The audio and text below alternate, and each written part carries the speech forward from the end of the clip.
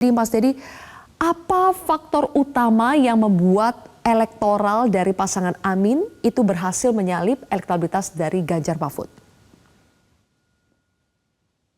Ya, kalau persoalan faktor yang menjadi pengubah begitu ya, atau yang menjadikan kenapa kemudian elektabilitas dari masing-masing kandidat ini mengalami perubahan, saya kira banyak hal. Memang salah satunya yang paling menonjol dalam durasi waktu survei misalnya, terbaru survei IPO sebenarnya di bulan Juni lalu sampai di November, ada beberapa kejadian yang menurut saya perlu juga dimention. Salah satunya misalnya adalah konflik politik yang mengakibatkan bagaimana PD Perjuangan merasa punya persoalan dengan koalisi Prabowo Subianto, sehingga peluang masuknya Gibran Rakabuming yang di dalam survei IPO mengalami juga penurunan dari elektabilitas Prabowo secara personal sudah di angka 37%, lalu tiba-tiba turun menjadi 36% ketika bersanding dengan Gibran. Itu saya kira angka penurunan itu sangat mungkin sekali bergeser ke Anies Baswedan maupun ke Ganjar Pranowo, atau juga berada di posisi yang menjadi kelompok yang ragu untuk menentukan pilihan.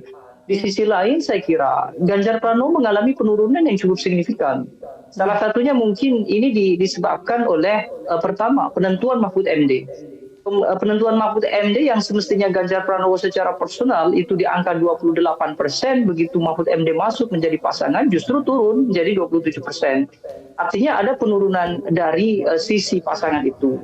Yang kedua, berkaitan dengan Ganjar Pranowo, saya kira banyak hal yang kemudian tidak sinkron. Misalnya Ganjar sebagai kader PD Perjuangan sesama kader dengan Joko Widodo, tapi justru melakukan kritik-kritik yang sangat tajam. Sebaliknya di kelompok Anies Baswedan Muhaimin, situasi itu tidak terjadi. Bagaimana keputusan MK misalnya, Anies Baswedan, Muhaimin Iskandar tidak melakukan reaksi apapun, dan itu membuat kelompok masyarakat mungkin salah satunya adalah memupuk simpati dan juga empati. Ganjar tidak. Ganjar justru melakukan serangan-serangan, bahkan terbaru juga melakukan kritik yang sangat pedas terhadap pemerintah. Nah, menurut saya yang paling kental nuansanya berpengaruh adalah konflik PD Perjuangan bergeser kepada konflik Ganjar Pranowo dengan Prabowo Subianto. Padahal Ganjar Pranowo dengan Prabowo Subianto ini adalah dua kandidat yang sebetulnya ceruknya sama-sama memperebutkan posisi atau pengaruh dari Presiden Joko Widodo. Jadi dari banyak faktor saya kira itu yang menjadi penyebab kenapa kemudian Anies Baswedan meningkat. Ditambah lagi propaganda Anies Baswedan yang menurut saya juga cukup masif. Misalnya bagaimana mereka mempromosikan ketika adanya pertemuan-pertemuan dengan keriuhan massa yang luar biasa besar, itu kemudian dieskalasi menjadi gerakan-gerakan yang seolah-olah memang kelompok ini punya euforianya sendiri. Dalam politik itu euforia semacam itu penting. Semakin ramai salah satu kandidat itu dimunculkan dukungannya, maka akan semakin besar juga kelompok-kelompok yang lain untuk tergiring masuk ke kelompok yang sama, kira-kira begitu.